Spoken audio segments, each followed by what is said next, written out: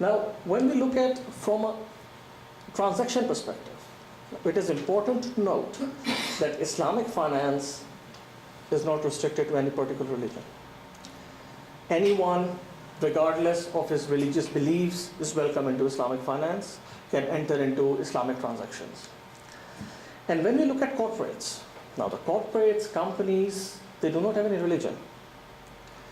It is their operations which determine whether they are Sharia compliant or not. And those criteria have been given to us by the scholars, set out as per the IOF guidelines.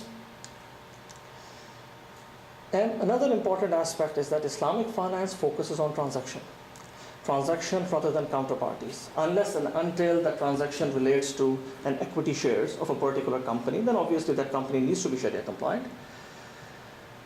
And because of this particular aspect, a lot of companies which are not Islamic, I'm not talking about financial institutions here, I'm talking about companies like real estate. There are a lot of real estate companies which have issued sukuk. These are not Sharia compliant companies by nature because their operations, when you look at the business activities, their business activities may be Sharia compliant, but their financial ratios are not because they have got heavy debt element on that.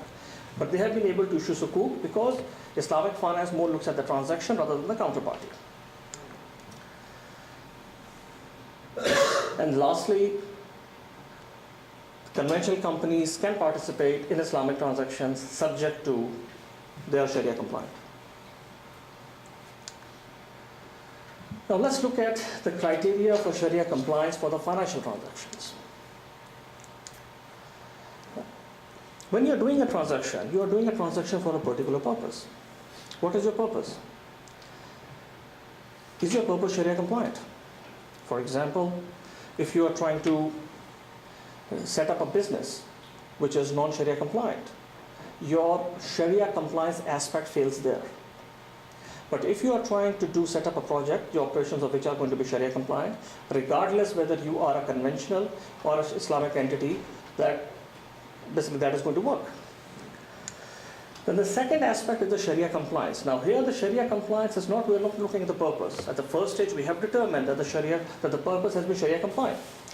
Here we are talking about the Sharia compliance of the underlying asset, the underlying project, and what are the mechanisms you are using to execute that transaction.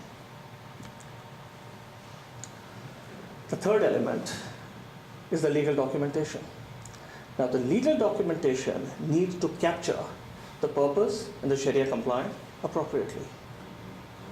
Now when we look at the Sharia scholars consider all of the above before they approve any transaction as Sharia compliant.